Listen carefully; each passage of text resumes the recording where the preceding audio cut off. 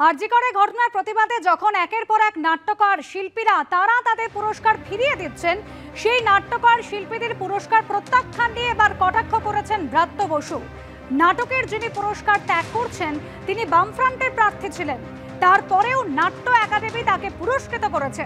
মন্তব্য শিক্ষামন্ত্রীর।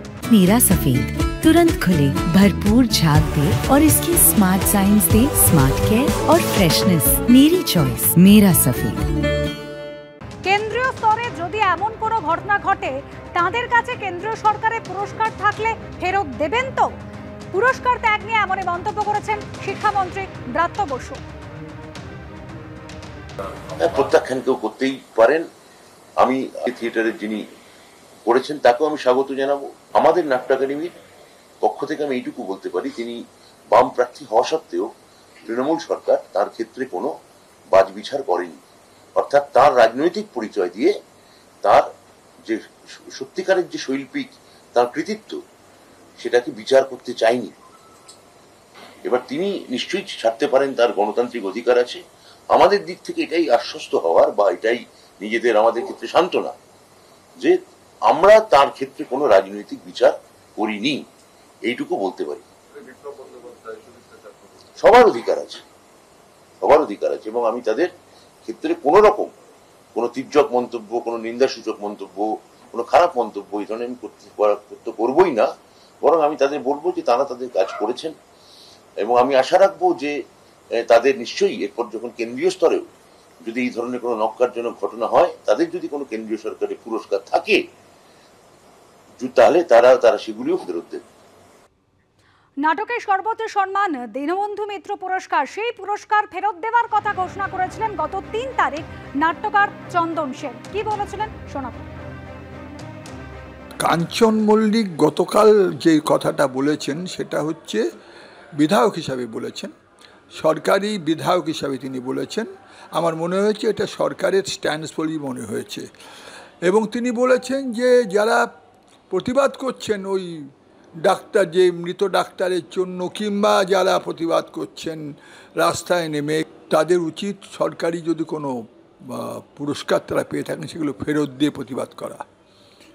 আমি এই কথাটাকে মনে করছি সবচেয়ে অপমানজনক কথা, সবচেয়ে অপমানজনক। যাকে মনে করি যে থিয়েটারের একটা ঘরানা থেকে উঠে এসছে, সেই মানুষটি যখন এই কথাটা বলছেন, আমার মনে হচ্ছে সেই মানুষটি তার নিজের কথা শুধু বলছেন না, সরকারের কথাই বলছেন। প্রচণ্ড আঘাত পেয়েছি বলেই সকালবেলা উঠে আমি আমাদের সংস্কৃতি সচিবের কাছে আমি পদত্যাগপত্র, আমি এই পুরস্কার যে ফেরত দিতে চলেছি বা চাইছি, এটা আমি ঘোষণা করেছি। নগদ পুরস্কার 25,000 টাকা আমি ফেরত দিয়ে দেবো।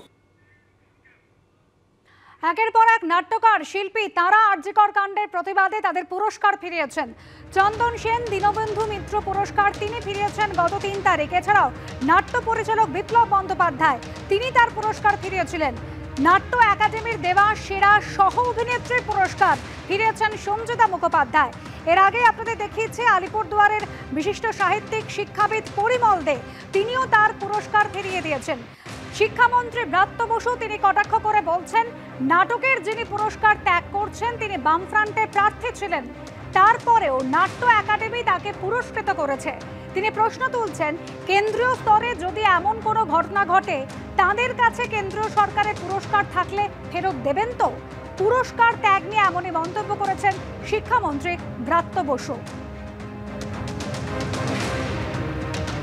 এর আগে তৃণমূল বিধায়ক কাঞ্চন মল্লিক তার বক্তব্য নিয়ে একাধিক বিতর্ক হয়েছিল। তিনি প্রতিবাদীদের কটাক্ষ করতে গিয়ে বলেছিলেন যে যারা আন্দোলন করছেন, যারা প্রতিবাদ করছেন তারা সরকারি বেতন নেবেন তো, এই প্রশ্ন তুলেছিলেন, এবং তারপর বিতর্কের ঝড় ওঠে। নিজের পুরস্কার ফিরিয়ে দেন চন্দন সেন, নাট্যকার চন্দন সেন দীনবন্ধু মিত্র পুরস্কার পেয়েছিলেন গত 3 তারিখ। সেই পুরস্কার ফেরত দেওয়ার কথা ঘোষণা করেন চন্দন সেন। তারই সঙ্গে নাট্য পরিচালক বিপ্লব বন্দ্যোপাধ্যায় তিনিও পুরস্কার ফিরিয়ে দিয়েছেন। আর এবার কটাক্ষ করলেন ব্রাত্য বসু।